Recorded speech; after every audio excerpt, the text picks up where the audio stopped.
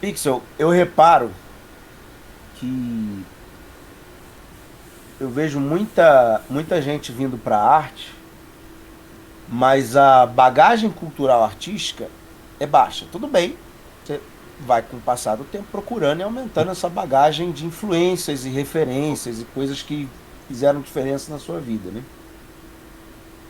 Eu vejo que tem uma certa procura um pouco vaga nisso. Por exemplo, você faz muita coisa sci-fi, você fez sci-fi, você tem Fiz umas pouco, na verdade. armaduras. Eu já fiz mais a armadura orgânica, né? Medieval, por Isso, exemplo, né? É um pouco isso. diferente. Então, então a gente olha assim, a galera quer fazer sci-fi. Ah, eu quero fazer sci-fi igual fulano. Vai lá. Mas buscar as referências de quando isso começou, eu acho impressionante. Sim. Por exemplo, entender a grande transformação no sci-fi que veio foi francesa. Aliás, a Ah, é? França só não liderou o Renascimento, né? Mas eles lideraram vários movimentos artísticos. Por exemplo, te dar um exemplo legal. Ah, já está aqui do meu lado.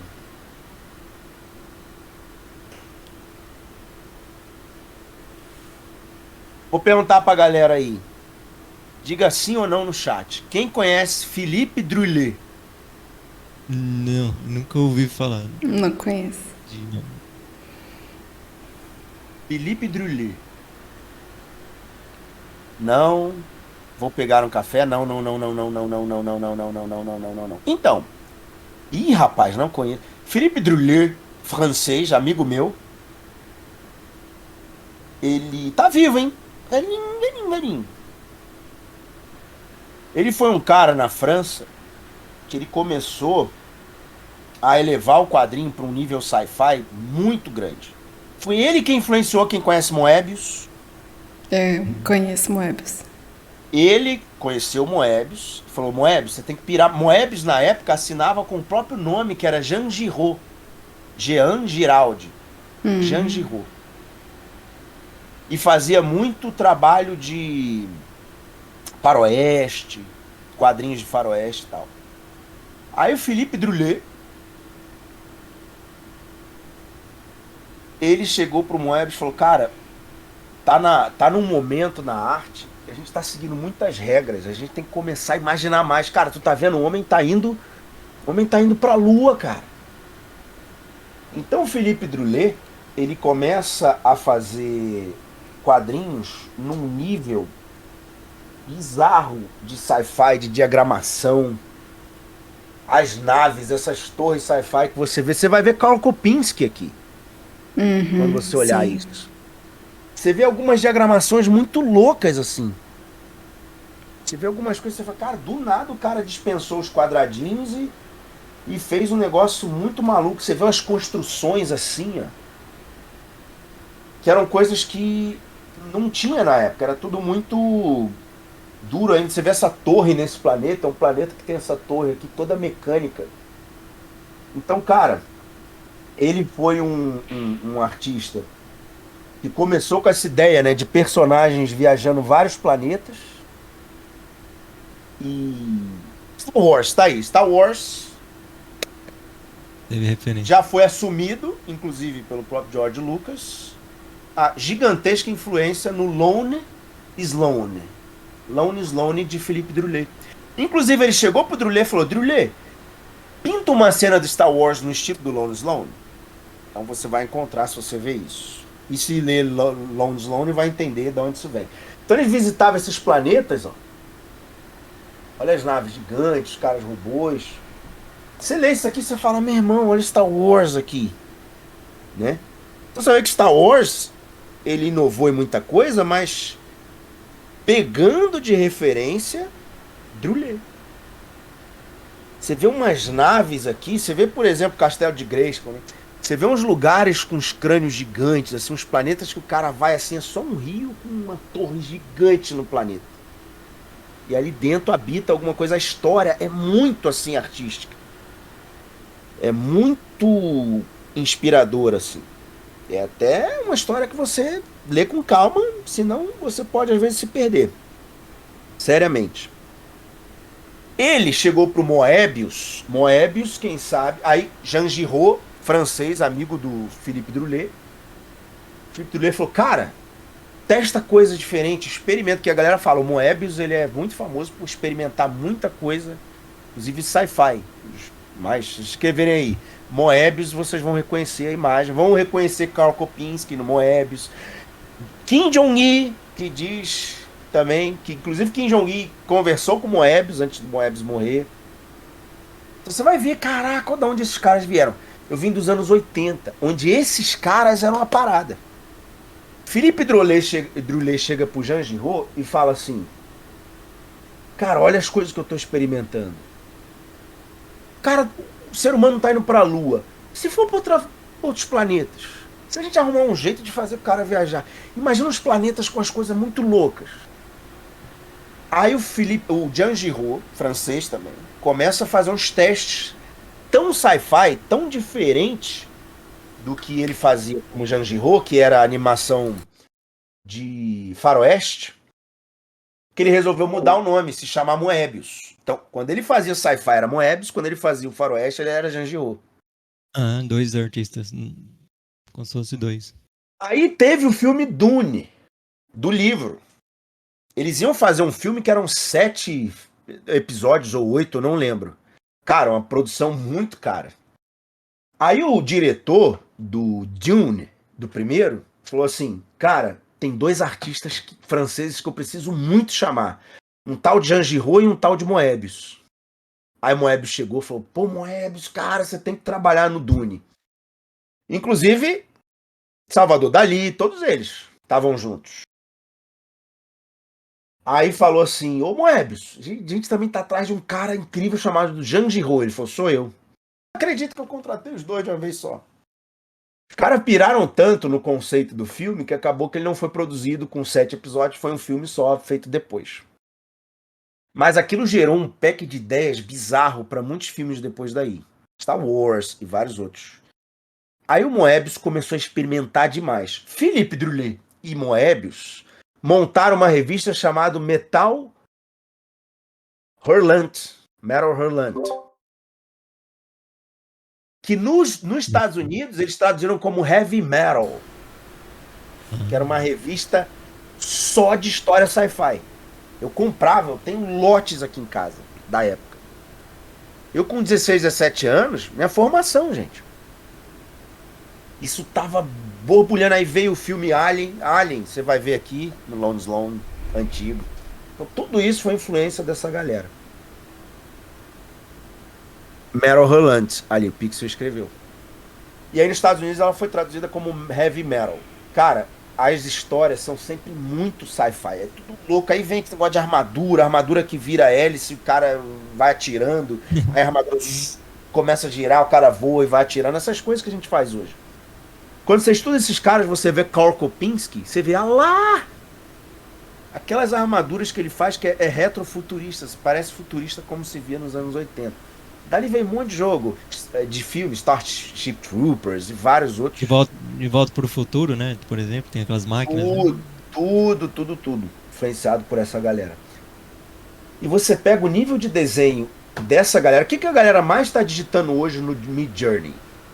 Princesa, não sei o que lá, like Moebius. Pode ver. Entendi. Quer pegar a origem pra tentar pegar já a origem, né? O Moebius, Philippe Druillet, Moebius e outros desenhavam como? Papel em branco, aí começavam. Do nada um cabelinho, do cabelinho puxava um olho, tudo linha direto. Tum. Nariz. Daqui a pouco tu via, tava aquela cena gigante. Quando você vê os estudos do Kim Jong-il, que Deus o tenha, um lugar muito confortável, cheio de sketchbook, com todos os materiais para ele passar a eternidade pintando, você vai ver de onde vem essa forma de desenhar. Que ela é muito produtiva. Porque os caras fizeram, cara, muita coisa em muito pouco tempo. Você pega Philippe Druillet, a quantidade de desenho, parece Kim Jong-il. Você pega o Moebius, parece Kim Jong-il. Aí Moebius lançou vários quadrinhos, como esse Incal. Sci-fi. Bom, olha as naves, ó, uns planetas com as naves gigantes. Você olha assim e fala, cara, é no nível de hoje. São uns negócios assim, umas ideias muito intensas. Aí você vê, caramba, olha a quantidade de coisa que os caras criaram. Aí francês também, na mesma vibe deles, esse também tá vivo, tá. Coroa não chega a estar tão velho. Enki é N-K-I. Bilal. Bilal. Simplesmente Bilal. Enki Bilal. Não sei como se pronuncia, tenho certeza que tá errado. Até porque eu acho que ele era da antiga Iugoslávia e foi cedo pra França. Olha a capa do negócio. Olha o sci-fi da galera. Olha o movimento. Tem vídeo desses caras desenhando. Não tem um esboço. Nada. Lembro Gears of Wars, né? Um pouco assim. Gears of War. Mamônio isso aqui. Total. O Enki Bilal também tem vídeos dele, você vê desenhando, é assim, papel em branco começa. No final tá pronto, pum, acabou a página, vai pra outra. Essa galera era numa eficiência monstra. Não tinha internet pra eles divulgarem tudo isso e bombar. É. Mas aí depois veio Paolo Serpieri, aí veio Itália. Veio vários italianos pegando essa influência também. Sendo que na Itália, como esse Paolo Serpieri que eu falei agora, é pornográfico, e Milo Manara também é do sci-fi pornô. Na verdade, sci-fi é o Paolo Serpieri, sci-fi pornô. Na época, na Itália, tava a briga muito grande da censura contra a pornografia, lá em 1970. Então eles pegaram essa fase de que se você fizesse uma mulher nua, a sociedade vinha te massacrar. Então o cinema veio junto, veio todo mundo junto, até a história em quadrinho. Eles pegaram essa fase. Aí você começa a ver o formato da armadura, você vê, caramba, eu tô vendo Karl Kopinski ali, tô vendo de onde essa galera nasce. Então, quando eu pego e estudo essas histórias e tô fazendo desenho atrás de desenho, alguns baseados, outros eu só copio rápido assim, outros eu só me inspiro. Eu acho que isso é muito importante, assim. Ah, eu sou um cara que quero fazer sci-fi, futurista. Ah, eu gosto do Vitaly Bulgarov. Sim, só que o Vitaly Bulgarov, ele não se baseou no Vitaly Bulgarov. É, não é Vitaly original. Bulgarov, ele é de país leste europeu. Você vê como eles são com... eu fui na Rússia pouco antes da pandemia. Cara, o que tem de museu de guerra lá é bizarro. Porque eles são um país irritadinho. Umas construções gigantes, assim. Sabe aqueles trens gigantescos da União Soviética? Na época de Trotsky, inclusive, com aquela estrela vermelha. Sim. Aquilo é muito grande, cara. Aquela porra tem tipo uns 2 metros, 3 metros de largura, só a estrela. Você acha que é? Pesado. Cara, eu filmei. Eu cheguei de frente. Aqui, você olha a filmagem, assim, parece brinquedo, não é a mesma coisa. Você olha e fala, caralho. Igual aquela estátua na Itália, né, que você encontrou, que é gigante, né? Aquela Sim. estátua que você fez. Você fica lá. pequeno, você fala, meu irmão, os caras fazem um trem tão alto e largo, com as correntes saindo assim daquela estrela, que você vê, caramba, você sente o poder deles, você se rende, você fala, eu tô num movimento. Pelo amor de Deus, eu não vou lutar contra isso. Então ele desde pequeno visitava muitos museus de guerra, ele foi criado nessa cultura. A religião lá, ortodoxa, então você vê, quando ele criou o Mortal Shell, aquele estilo, você vê que é muita influência de arte russa. Que ele se moldou daquele jeito. Arte gótica, Aí eu vou né? copiar ele diretamente. É interessante eu entender a história dele. Ah, eu quero fazer sci-fi. Eu entender um pouco da história de sci-fi, onde isso começou. Começa muito na Grande Guerra Fria, antes até na briga ali entre Estados Unidos e Rússia, de quem ia lançar primeiro a nave espacial que ia pousar na Lua. E eles postando na TV suas novas tecnologias, a partir daí começou a pingar. Esses caras olharam, só foi isso, gente, que eles tinham de referência. Os caras estão disputando quem vai pra Lua.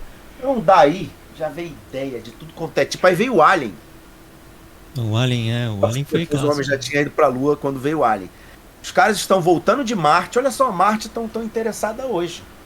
Naquela época eles estavam voltando, eram mineradores tentando explorar Marte para ver o que tinha de importante em Marte. Na volta, eles recebem um chamado, são acordados 6 meses antes de chegar na Terra por um chamado. Relutam, a gente é minerador, vai fazer o que lá? Resolveram ir e voltam para a nave com um presentinho. Então olha que maneiro, de onde vem essas coisas. Aí você tem o Giger, que foi contratado para trabalhar nisso. O Dune, o Giger também trabalhou junto com essa galera. Os caras na época, eles reuniam esse pessoal. Eles fizeram história juntos, eles estiveram juntos. Então buscar essas referências, fazer alguns desenhos dali, ou 3D... Cara, tem sido pra mim, assim, eu sempre busquei elas, assim, eu consumi na minha vida. Agora eu tô buscando mesmo, parando, estudando. Uma coisa que tem, Vale assim, muito a pena. me ajudado a estudar, assim, parece meio besteira, eu tô buscando a etimologia das palavras, que é a Sim. origem, é um dicionário, né, que eu postei pro pessoal no chat, e tem me ajudado a entender os nomes, às vezes técnicos, né, que não faz sentido, ou às vezes da arte mesmo. Por que tem esse nome, né? Sei lá, normal. Por que chama normal, sabe? Aí você começa a pesquisar na É normal geometria. todo mundo usar. Mas aí você faz a filosofia da parada, assim, que faz sentido, pô. Quem é normal está na direção da luz. Quem não é, está avesso da luz, né? Então, tipo, você faz as brincadeiras. Será que é por isso que é a direção das coisas, né? Então, não é brincadeira assim, mas assim, faz sentido, assim, essa Sim. brincadeira. Mas eu comecei a buscar um pouco disso como referência, que faz você não só replicar os seus pensamentos, que nada mais é o que você vive também, né? Então o seu pensamento ele tem poder também de influência, né? Pô, faz sentido, eu tô falando algo que eu nem sei o significado dela, às vezes, não que a gente vai ser professor de português, não é essa a questão. É questão de despertar a sua curiosidade, sabe? Por exemplo, esses dias mesmo eu fui buscar a palavra entusiasmo, que tem a ver com estar em Deus. Essa é a palavra entusiasmo, assim, é em Deus. Então, quando você está entusiasmado para fazer algo, você como se tivesse recebido Deus, assim, Deus está agindo em você, vamos dizer assim, independente da sua religião, né? A questão de você estar com a divindade, vamos dizer assim, você está empolgado, sabe? É interessante, eu falei, pô, faz sentido, agora eu vou prestar atenção, mas, né, quando eu estou entusiasmado ou não, né? Eu estou sem Deus ou não, né? De novo, não questão da religião, Sim. né? Mas a questão de você se encontrar com você mesmo, sabe o que eu quero dizer? Isso eu acho. Isso também é uma forma de buscar suas influências, né? Seja na arte, igual. Quando eu vejo o Rafa contando as histórias, eu vejo ele entusiasmado, entende o que eu quero dizer? Sim. Isso passa uma verdade pra Isso quem aqui é a escuta. etimologia do sci-fi. Exato aí, tá vendo? Da Esse é onde um vem? exemplo. Né? Isso é um exemplo. Ô, Rafa, até uma sugestão, se você E me não tem permite. nível mais baixo, né? Assim, mas no passado o nível era meio fraquinho. Não. Você usa como referência hoje, cara. Ó, a cena do caramba. Sim. Eu acho que é uma coisa que eu não vejo muito, assim, como sugestão de aluno. Assim, aquele cara que já tá fazendo a demanda pro cara, né? Olha, é uma coisa que eu não vejo muito, assim, no próprio no YouTube, como conteúdo, assim, de cultura mesmo. Eu acho que é parecido com o que você faz o arte na viagem, né? Só que com livros, por exemplo. Olha só, livros tal sobre sci-fi. Olha só as influências. Eu Vamos falar acho. um pouco sobre... Isso eu acho que é uma cultura que eu mesmo sinto falta, assim, que é difícil a gente pesquisar o que a gente não conhece, né? A origem, né? Não tem nem como você raciocinar, nem perguntar pro Google, porque você não sabe nem o nome. Como eu vou saber o que é normal map se eu nem sei o que é normal, sabe? Você não vai começar a ter despertar curiosidade. Eu acho que isso é bem bacana e eu acho que você tem essa veia bem bacana de explorar esses temas como cultura, né, de influências também que a gente precisa muito. Eu mesmo sou muito assim, eu não bebi muito de fonte assim, né? Eu fui mais na necessidade, preciso fazer sci-fi, então eu começo a pesquisar. Meio que na imediato, né? Falar, agora eu vou ver só isso, né? E aí começa a ver os nomes, né? E vai meio por conta, né? Mas acho muito bacana isso que você falou. que influencia assim na forma de pensar, né, e te dá uma paz de espírito para saber que tem um processo, né? Novamente entra naquele papo de processo. Você começa a respeitar o processo de outros artistas, né? Até ele chegar no resultado, e isso faz você, ou você cai a ficha que você tem que esperar o processo acontecer, né? Não adianta acelerar, ou você desiste, né? Mas isso é bom porque faz você decidir, entende? Não faz você ficar no meio do muro, inseguro e fazer decisão esperando acontecer, né? As coisas, né? Você meio que toma uma decisão, né? Que é dividir, né? Decisão é dividir. Quando você toma fala essa- assim, eu quero fazer cartoon, é muito clara, né, a influência Disney, É, DreamWorks. Sim.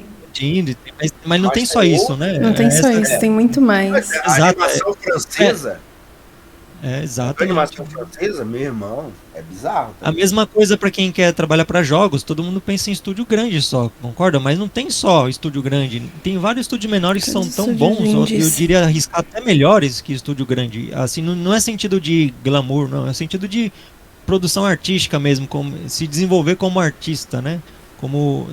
Como arte em si, né? Então tem estúdios menores que chama de boutique, né? Que eles falam, que é mais especializado assim, que não vai muito na onda da tendência, né? Ele vai contra a maré muitas vezes, que às vezes é interessante, né? E existe mercado também assim, às vezes é um nicho muito menor, né? Não é tão glamourizado como os outros, mas ele ainda é bacana, né? Então, às vezes a gente nem sabe que existe, né? Estúdios assim para trabalhar, né? Então tem um mercado muito vasto, né?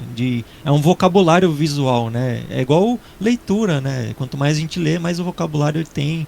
A mesma coisa para Melhor, todo assim. dia eu vou no ArtStation. ArtStation eu fico alimentando a fonte de outros artistas e buscando, né? Por mais que você não decore, você no subconsciente já viu alguma coisa parecida. Então quando você vai criar algo, por exemplo, o pessoal fala, como você tem link rápido? É memória visual, de ver vários links. Parece o Matrix, assim, a letrinha desce, assim, vários links. A pessoa fala, eu já sei, é esse link. Aí eu pesquiso rápido e já tá salvo aqui no navegador. Aí já, rapidinho, já saco.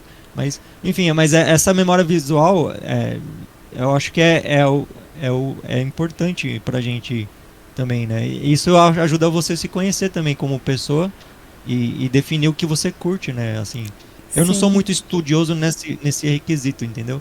Eu sou mais imediato, né? A situação me exige, aí eu vou atrás e aí aprendo às vezes na porrada, né? Ó, putz, eu devia ter visto isso antes, agora eu tô apanhando, né? Isso Então, é você importante começa em vários fatos, é né? importante, Às é vezes você tá importante, né? relaxado também, aí você, Sim, beleza, eu tô com tempo aqui de chegar e pesquisar um pouco mais sobre, assim, depende do momento da vida. Eu, por exemplo, tenho meu dinheiro, que eu trabalho e ganho, então eu tô tranquilo para fazer aqui mais estudos. sim. Esse aí Por exemplo, arrisca mais, Sim. né? filmes É, também, dá de pra arriscar animação, mais. entendeu? Akira, por que é tão interessante? O que tem de tão interessante ali? Akira. Você vê, por exemplo, os filmes do Hayao Miyazaki, que tem de tão interessante ali? Os filmes do Takeshi Koike, inclusive o Red Line, sci-fizão É. também. As minhas influências, elas foram bem anime mesmo. Eu cresci assistindo anime e muito anime sci-fi. Então, Ele foi influência nisso aqui, ó. é, Nesses livros, nesse movimento francês. Só que eles conseguiram passar para a cultura deles. sim, Mas quando você conversa com esses caras, falam tudo em Moebius, em Philippe sim, Druillet. É a Quando você vê origem Felipe maior. Druillet, você fala, cara, a origem do tipo, vamos pirar. E depois dessa pira, tentar pegar algo que aproveite e dá sentido. Você vê algumas animações complexas japonesas, elas têm uma história muito densa, né? Algumas, então, tem umas loucuras assim que você fala, meu irmão. Ó, tem um canal chamado Arquipel. Arquipel Você vai com achar dois o L? link aí. Canal no YouTube. Arquipel. Um L só. E é Já Arqui achei. com PH, né? Documentários? Dentro das mentes japonesas, não é, É do, isso? é Japão Creative Minds, né? Isso, Depende. Japanese Creative Minds, não é isso? Já achei. Esse canal, bota aí, por favor. Esse canal é muito interessante porque, ainda mais quem gosta do trabalho que o Japão faz na arte como influência, esse canal é o seguinte, é um canal francês, mas que eles pegaram vários artistas Tem muitas, já tá há 6 anos nesse canal. Vários artistas, só os fodões, no Japão. E é uns 20 minutos conversando com o cara. E não é assim, uma conversa de como você entrou no estúdio. Não, é um papo.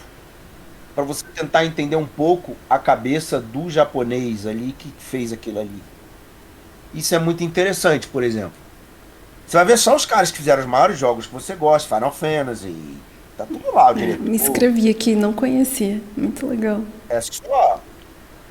Por exemplo, tem um japonês que ele fez várias animações famosas aí. Eu esqueci o nome dele. É um nome complicadinho. Depois ele fala assim: o que eu faço hoje é uma arte no meu estilo, um pouco diferente, é bem bonito. Eu aprendi o sentido da palavra liberdade. E é isso, essa palavra em japonês que eu quero ensinar para vocês. Todos eles no final ensinam uma palavra em japonês. Que tem a ver um pouco do que fez diferença na vida dele. Não dá pra pronunciar as palavras, bem difícil. Mas ele dá o significado. Então assim, você vê o cara dizendo assim: todo dia eu acordo, vou naquele restaurante, naquele café, eu tomo o meu chocolate quente. Na verdade não, eles tomam um chá ou alguma coisa, ou algum suco, alguma coisa. Aí fala e faz assim com a cabeça, né? Eu vou lá e faço isso. E dali eu observo as pessoas passando. E fico com o meu sketchbook. E vejo não sei o que, não sei o que. Quando dá 8 da manhã eu vou pro meu estúdio e ali eu começo a trabalhar. Você vê que ele preparou a mente dele para... Primeiro, ele é apegado a alguma coisa muito grande na cultura dele. Então ele deixa se influenciar por aquilo, de um jeito muito forte. Ele consegue criar uma rotininha que faz com que ele seja uma máquina de produção. E você vê o que ele pensa da arte em vários aspectos. É muito interessante esse arquipélago aí. Eu já vi todos. Comecei lá atrás, no último de todos, e fui subindo. O programa, você vai ver que depois de 2 anos ele mudou o formato. Os primeiros 2 anos o formato era diferente. E todos têm legenda. Os antigos só tem legenda em inglês. Você tem que ativar, né? Os novos têm várias línguas, inclusive em português. Tá? Para quem não fala inglês. A maioria já tem legenda em português, que são os últimos 3 anos. Que estão os maiores caras. Por exemplo, tem o Hiroto Ikeuchi. Um menino novo. Digita aí o Hiroto. Bota os H's que você acha que tem que ter. É com I. Hiroto Ikeuchi. Ikeuchi. Você vai ver aí um cara que faz umas máscaras sci-fi. Vai achar ele. Vê se eu acho aqui. Eu tenho que escrever certo, não é. Hiroto Ikeuchi. Hiroto Ikeuchi. Vou achar aqui pra você. É esse indivíduo fofo aqui, ó. Vou botar. Eu não consigo botar. É Hiroto com H, né? Ikeuchi. Hiroto com H. Achei aqui. É isso aí, pessoal. Vou postar o nome do cara aí. Posta aí. Ele pega. Ele faz assim. Vocês vão olhar e vão ver. Caramba, que máscara sci-fi foda. Muita criatividade. Ele pega com o resto de boneco. Boneco que a galera joga fora. Ele junta e ele faz essas porras. Ele vive disso e é caro. E ele virou já vi o trabalho dele. Adoro. Ele virou uma influência muito grande da galera que tá fazendo esse sci-fi cyberpunk. Aqueles personagens com máscara de respiração ali, de filtragem de ar e tal. E o menino é novo. E tem os vídeos dele. Aí ele fala assim: toda criança japonesa, no mínimo uma vez, ganhou um boneco Gundam. Que são aqueles mecha Gundam. Não é grandão não. É grandão também. Gundam. Que ele vem todo separado, todas as pecinhas separadas, tudo, e um manual de como montar. O manual é um livrinho de concept art quase, todo lindinho, que é tudo desenhadinho. Toda criança monta aquilo. Algumas montam no mínimo 1. Aliás, todas montam no mínimo 1. Todas vão ganhar um dia isso. Mas tem muitas crianças que ganham vários desses. Eu tive vários. Cara, paciência para você ir ali montando direitinho, checando o manual, montando. É muito a cara do japonês. E ele pega esses bonecos. O processo, ele não tem só o boneco, ele monta o boneco, então ele fica mais feliz. Você vê? E isso tem a ver com a educação de curtir o processo, que é Sim. uma das coisas mais faladas no Japão. Aí, ele pega algumas dessas peças hoje, mais alguns restos de coisa computacional que a galera não quer, placa de computador, e faz essas máscaras. Olha a lindeza disso. E não só cola não, porque ele pinta, esculpe algumas coisas, junta, no final ele faz essas peças. É uma influência maravilhosa, assim. Hoje pro mundo do sci-fi, o Hiroto Ikeuchi. Tem os vídeos dele falando, aí você vê. Cara, olha como ele tá muito ligado ao passado dele, ao que era como infância. Seja alguma dor ou alguma coisa boa. Ou algo que era bom na infância que para ele foi um grande refúgio e fez ele imaginar algo diferente. Ali naquele momento ele foi feliz. Ele pega aquilo e você vê ele hoje fazendo arte de adulto para adulto. Não é adulto que é pornográfico não, eu digo. O nível é muito profissional. E você percebe que é ali. Eu consigo ver, realmente imaginar quem você foi como criança. Você percebe a verdade que ele coloca, porque aquele é ele. Se ele fosse falar assim, mas eu quero ser como o Fausto De Martini. Só que ele não teve a vida do Fausto De Martini. Nunca vai ser. Essa é a questão. Então não tem como. É outra cultura. Você pode aprender com o Fausto. Sim. Como, por exemplo, eu vi o passado do Hiroto Ikeuchi, eu aprendo lições por isso. Mas não adianta. Ele é fluente naquilo. Aí, gente, eu comecei a estudar muito, a fazer esses desenhos sem estrutura nenhuma também. Tem até alguns ali, ó. Mancha, né? Tipo mancha. Isso. No nanquim. Aí no início você vê que, porra, é complicado, porque você tá usando ferramentas assim, ó. Isso aqui. Isso é um pincel. Ah, sim. Cara, a ponta é fina, mas assim, se você descer 1 milímetro a mais do que devia, já vira um troço dessa grossura. Então você vai fazer um negocinho assim na boca. Então eu tava vendo um vídeo do Karl Kopinski, que é muito bom nisso. O Karl falou assim: olha, eu tava frustrado, porque eu tentava fazer isso com o nanquim, nossa, igual o Kim Jong-gi, e não adianta.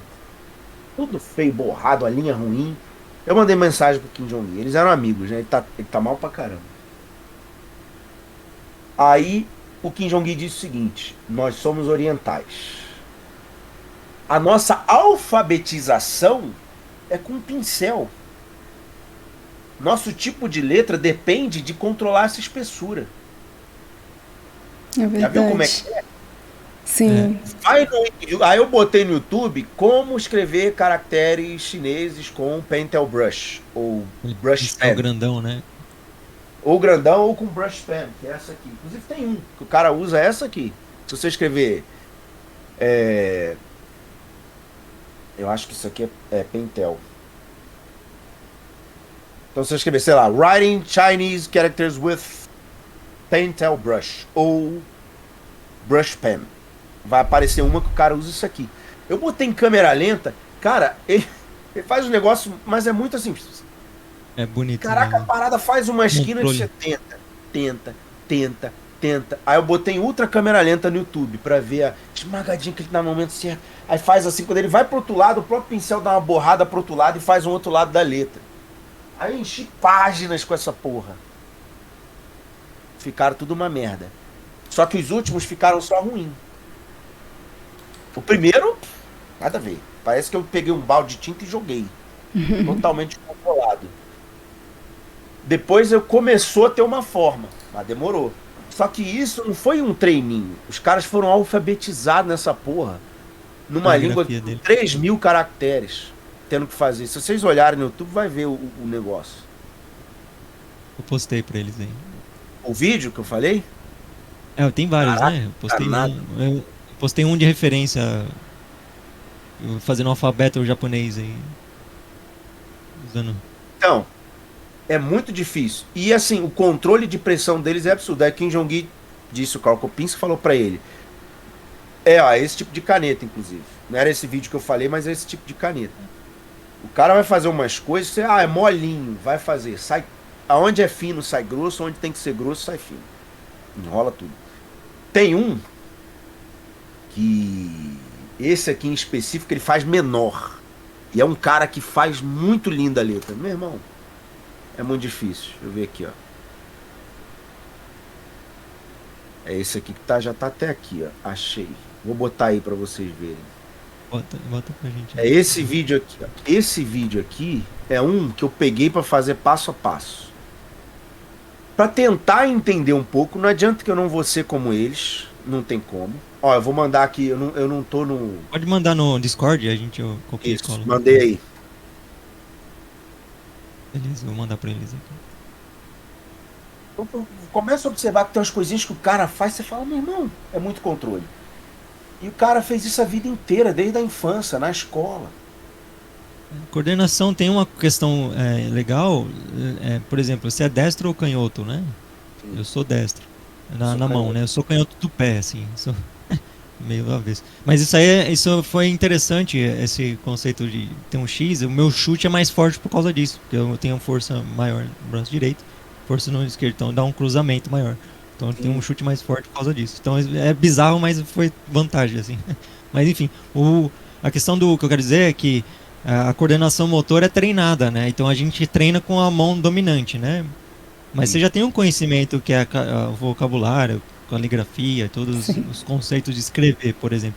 Mas tenta escrever o seu nome com outra mão. Vai sair um garrancho de parece que você nasceu hoje. E até escrever normal a gente tem mania. Por exemplo, eu aprendi a escrever na diagonal. Então, quando eu estou escrevendo, eu só escrevo com caderno assim. Eu nunca escrevo com ele reto. Eu não consigo. E aí, quando eu desenho, eu também faço isso. Porque eu inclino o sketchbook e desenho. Tipo assim, a base fica aqui e eu desenho como se fosse pra cima, do jeito que eu escrevo pra cima, entendeu? É uma mania, mas eu só consigo fazer assim. Então, Isso é uma aí eu prática, fiz né? vídeo do Kim Jong-gi, na época, que ele pegava assim o pincel, fazia assim, aí enfia o pincel, ele abre assim, ó, aí faz... Aí quando você fala, caraca, o cabelo tá pronto! Tá pronto! Então ele não fez assim. Todo aquele movimento, ele conhece a forma que vai dar. Eles não, a gente, no Ocidente, a gente só encostava a caneta, que o que importa é só o formato da letra. Neles não, a forma de pressão do negócio contava.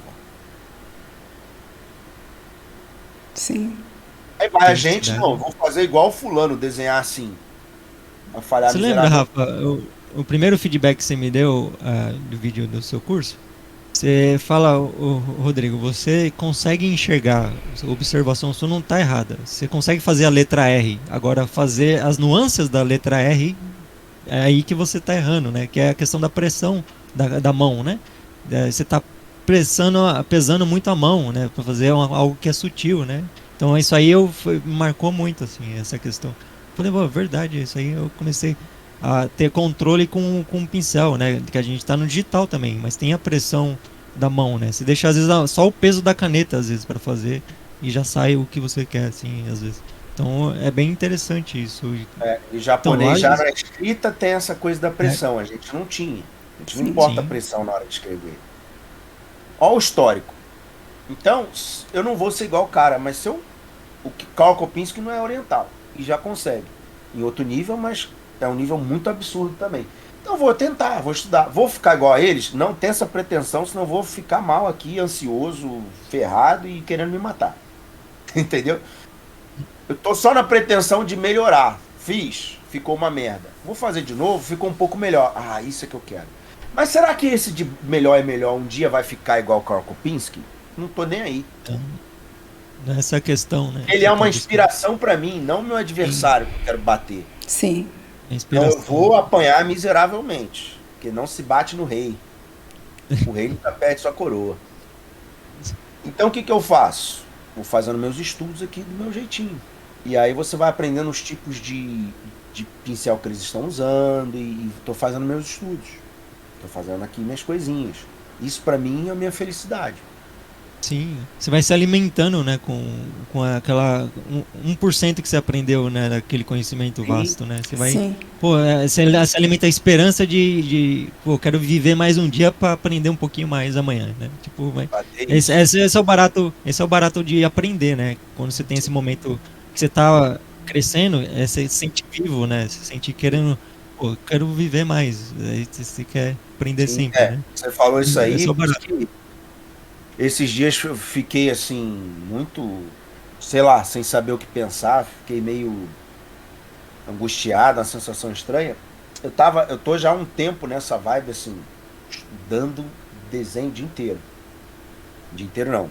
Chega assim, os 4, eu tô gravando meus vídeos para depois subir. Nas 4, 5 da tarde eu paro, fico aqui, quando eu saio daqui, deito, vou até meia-noite desenhando deitado. Não paro, entendeu? Tô fazendo direto. E eu tava vendo vários vídeos do Kim Jong-un. Via, fazia algumas coisas. E até quando eu tava só fazendo o meu, eu deixava o dele tocando lá. Ou do Karl Kopinski e de outros também. E até da galera mais antiga também. Documentário do Moebius, coisas desse tipo. E eu tava vendo um vídeo do Kim Jong-un. Cara, lindo. Ele faz assim. É tudo assim. É uma mancha. Tá pronto o É. cabelo. É Parece uma tudo arte marcial, né? Parece uma katana cortando bambu. Você não vai ficar igual o cara cortando coco na praia. Zup, zup. Machado, né? Aí ele tava Preciso. fazendo isso aqui, ó. Bota aí no chat, por favor, Pode você que é mandar, o pode mandar. linkeiro. Pô, Tô participando aí, call Dudu. center. Call center, opa. Calcenta. Eu tô fornecendo É. ele. Eu já vou botar o vídeo 2. Se você quiser, você pula lá pro final pra ver o nível da parada que ele fez, mas assim, tudo placa única. Plaft, plaft, plaft. Batendo papo e tal, levou 4 horas tudo. Essa é a segunda parte, tem 2 horas. Mas 4 horas o cara tem uma porra dessa. No thumbnail vocês vão ver só um cavalo. Não, abre a imagem. Vai ver o tamanho disso. Pula lá pro finalzinho. No finalzinho ele pega uma folha pra fazer um outro desenho de um azul. Esquece, vai mais pro finalzinho ainda, que vai mostrar o desenho completo. Quando você vê fazendo, cara, é cada chapada assim com um pincel, vai. Precisão, Vai né? saindo. Causa precisão, né? Ele falou assim: vou fazer um fanart do Death Dealer, do Frazetta. Sabe que isso parece, assim, igual, entrando no comentário que eu falei, ele confia no processo, né? Ele sabe, ele não tá preocupado tanto no resultado, que ele sabe que o processo que ele tá ali naquele presente, né, vai dar o que ele tá buscando, ele já tem a visão da experiência que ele já tentou Perfeito. várias vezes. Por isso que ele falou: eu não Então, sei tudo que eu vou fazer, eu não tenho ideia. Eu sei, vou fazer um Death Dealer, ok, mas minha preocupação é o cabelo de um escravo aqui no meio. Aí ele começa. Do escravo ele vê o espaço, resolve fazer outra coisa, outra coisa. Você vê que eles estão com umas placas de contexto, né? madeira no pescoço. E isso era muito usado no Oriente também, lá no na parte da Rússia Oriental também. Na Sibéria e também nos países orientais. Mongólia usa muito. Os escravos ficavam com essa madeira na cabeça. Agoniante isso. Você vê que ele pegou elementos que ele conhece sobre escravidão e botou o Death Dealer ali controlando aqueles escravos ali. Esse cabelo do cavalo foi assim, ó. Aí fez assim com o pincel, fez assim. Tava pronto. Falei, cara, não dá pra imitar. Tô fazendo o teu. É tipo X-Gen, né, do Maia. Fazer um fiozinho já vira o cabelo. Já. Aí o que que aconteceu? Eu vi a parte 1 desse vídeo. Acabei umas 2 da manhã. Dormi, no dia seguinte acordei, fui pra academia e tal. Fui voltar a estudar. Não, na verdade fui gravar um videozinho esses dias. Aí no Instagram um amigo meu mandou uma mensagem que foi do assessor dele, dizendo que ele tinha acabado de falecer. 47 anos. Um problema no coração. Me chocou, sabe? E eu tava programado para no mesmo dia ver a parte 2. Acabou o dia ali, fui ver a parte 2. Eu vi ontem, ele tava vivo, e no dia seguinte, Não tava ele já mais. não tava. É uma sensação muito estranha, e assim, como pode esse cérebro não existir mais? Imagina ele mais 40 anos no mundo. É, você cria conexão, né, com a arte, né? Sim. Faz você repensar em muita coisa, fala, a gente às vezes se estressa tanto, a gente não sabe nem o que vai acontecer amanhã. Não, e ele morreu repentinamente, foi do nada. Como o meu pai sempre fala, pra morrer basta estar vivo. É tipo, A minha é esposa triste, mas diz, a morte é de uma desculpa. Só que assim, gente, eu vejo ele muito tranquilo ali e tal, mas ele tava em muitos eventos. Você vê a quantidade de lugar que ele ia. Chega lá, tem um telão gigante esperando ele para pintar. A gente acha que beleza, cara, é incrível, sim, mas é gente, é pessoa. Uma noite mal dormida, você já, no dia seguinte você dormiu quase nada, 2 horas só. Você fala, caraca, eu vou ter que fazer um telão daquele, mas eu tô morrendo de sono. Vai dar errado, vai estar uma multidão olhando assim, ó. Pressão, né? Aí acaba de pintar, fica todo mundo em cima. Portfólio, por favor, vê meu portfólio, dica, qual caneta você usa, aquela coisa toda. Até ele sair do evento já foi tipo 11 Sobre da energia. noite. Né? Qual caneta você usa? No dia seguinte, tem que estar no aeroporto 4 da manhã para viajar às 6 para estar no país do lado e fazer outra apresentação. Cara, Repetir tudo. eu tenho apresentação no Utopia. É assim, você chega tarde, se você tá ainda com a cabeça... Aí você, pô, cara, vou ter que dormir logo que amanhã cedo eu tô dando aula. Aí você olha meia-noite, aí você, ai meu Deus, vem sono. Aí você começa a ficar com aquele... Bate aquele desespero. Ansiedade, né? Meia-noite.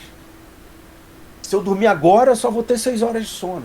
Ai, 2 da manhã, 3 da manhã, meu Deus, 6 da manhã, não dormi nada. Aí tu toma banho e vai pro evento. Aí o que você toma pra ficar acordado? Depois o que você toma pra dormir? Você não sabe como é que tá. Não estou dizendo que ele tenha feito nada. Sim. Eu tô dizendo, essa vida que muita gente também explora, não, vem cá, desenha aqui, desenha ali. Tem muita gente que chama o cara e não paga 2, 3 dias num hotel de descanso, desenha mais uns 2 dias de descanso. Não. Vem daqui tu já pega aeroporto, vai para outro lugar. O cara é uma máquina. O cara é um monstro. E às vezes não sabe que a pessoa não tá bem. Sim, pode estar sofrendo, né? Às vezes ela mesmo não sabe, né? Tá, tipo, não tá, o corpo não tá dizendo pra ela, né? Aquilo. Ela acha que tá, às vezes, porque ela tá tomando café, talvez. Mas tô dando um exemplo simples, né? Pode ser, às vezes, coisa mais pesada, mas... Às vezes o corpo não parece que ela tá sofrendo, né? E ela não percebe isso até que chega o resultado, né? E aí já era, né? Então, a saúde, sim, eu acho Sim. que vale muito, assim. E sem isso não tem como, Sim. né?